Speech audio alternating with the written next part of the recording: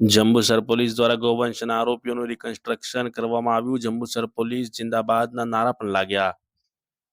પ્રાપ્ત અહેવાલ અનુસાર ભરૂચના જંબુસર પોલીસ દ્વારા ગૌવંશના આરોપીઓનું રિકન્સ્ટ્રક્શન કરવામાં આવ્યું હતું। જંબુસર પોલીસના જિંદાબાદના જે નારા છે તે લોકોએ લગાવ્યા હતા।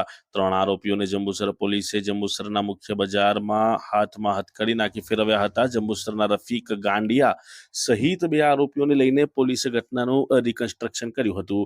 અન્ય આરોપી આછોદ ગામના અતાલ્લા ઉર્ફે અટ્ટો યુસુફભાઈ દસુ તેમજ ફૈઝલ સઈદ લાંગિયાને સાથે રાખી ઘટનાનું રિકન્સ્ટ્રક્શન કરવામાં આવ્યું હતું।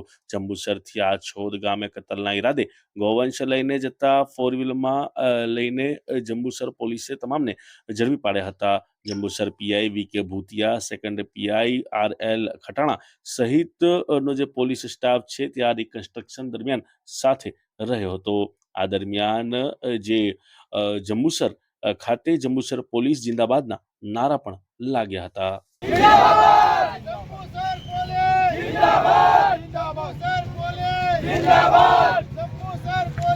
જિંદાબાદ